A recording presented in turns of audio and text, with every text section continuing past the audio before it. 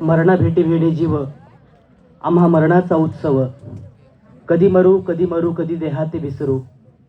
लिंगैक्य माजी आमदार गंगाधररावजी पटणे साहेबांच्या शोकसभेसाठी उपस्थित सर्व मान्यवर आणि विद्यार्थी मित्रांनो, खरं तर पटणे साहेबांबद्दल बोलत असताना मन आणि अंतकरण भरून येतं. मी तुमच्या पुढे उभा आहे.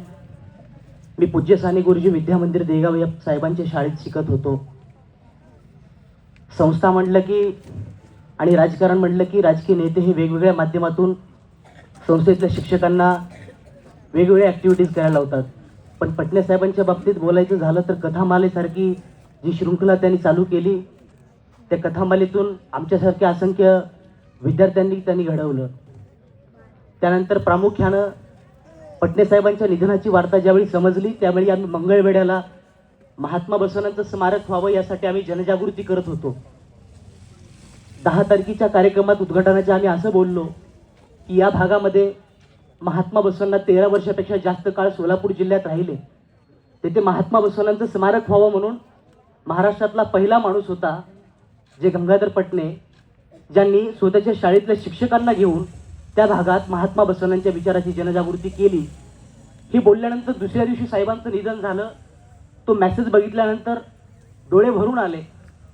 ज्या माणसानं उभं आयुष्य समाजकारण राजकारण करत असताना स्वतःची नीतिमत्ता आणि वैचारिकता जपली, महात्मा बसवण्यांच्या चळवळीसाठी जेही चांगलं करता येईल.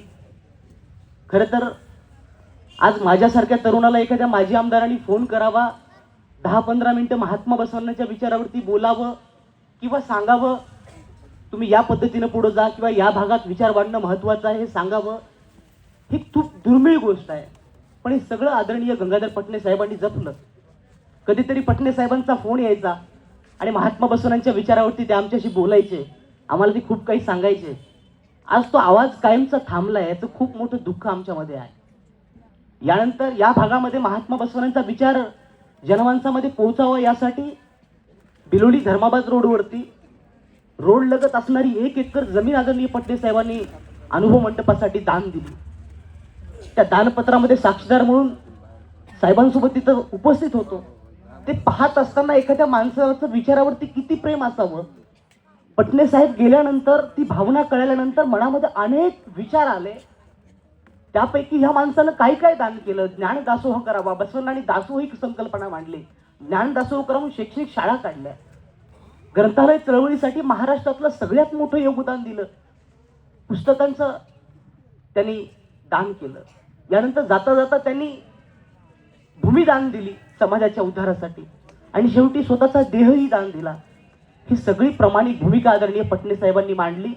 त्यांचा विचाराचा वैचारिक वारसा या भागामध्ये नाही तर संबंध महाराष्ट्रामानं तेवट ठेवण्याचं काम आम्ही यापुढे या ठिकाणी आपण करत राहूयात.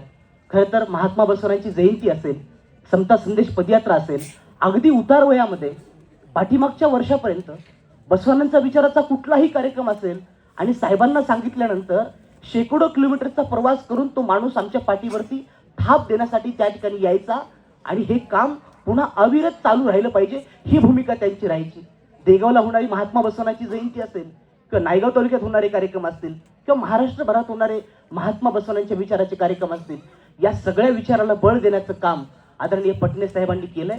आमच्यातला एक आधारवड हरपलाय, एक नातेवाईक गेलाय, त्यापेक्षाही मोठं दुःख या चळवळीतला एक सामान्य कार्यकर्ता म्हणून आम्हाला झालंय. त्यांच्या आचार विचाराची श्रद्धांजली आम्ही या ठिकाणी व्यक्त करतो आणि त्यांचा विचार पुन्हा तेवत ठेवण्यासाठी आम्ही सातत्यानं प्रयत्नशील राहू. ओम शांती.